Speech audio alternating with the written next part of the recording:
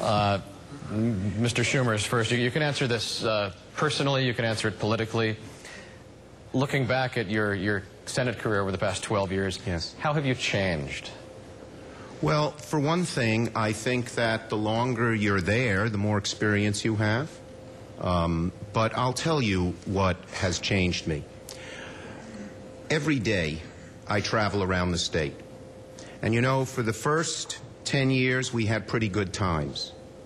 But seeing and hearing of what people go through has really gotten to me, and that's why I feel like a passion we have to change things and create jobs and get our economy going.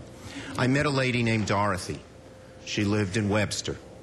Dorothy had a high-paying job at a very well-known company. She lost it in July of 2008.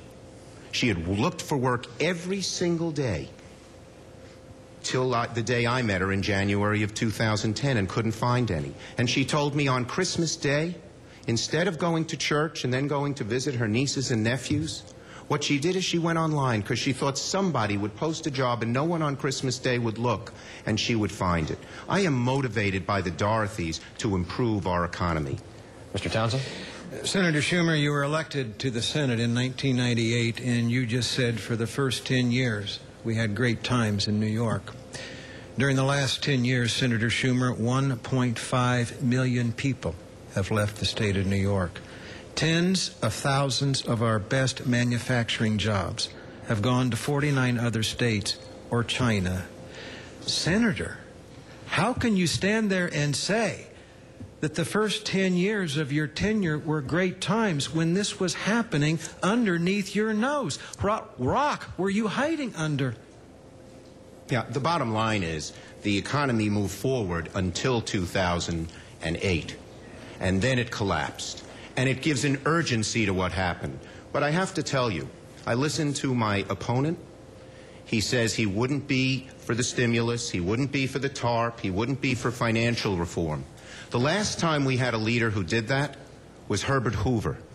The idea of saying I will be against everything and not trying to improve conditions when things are tough, I don't think it gets us anywhere. Very easy to point the finger.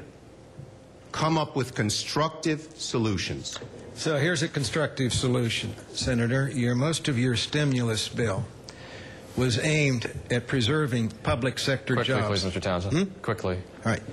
What you fail to realize in your caucus is that if you don't have a healthy private sector economy, you will never have a healthy public sector. Let me say, as Senator Moynihan said, he's entitled to his opinions but not the facts. 40% of the bill was tax cuts.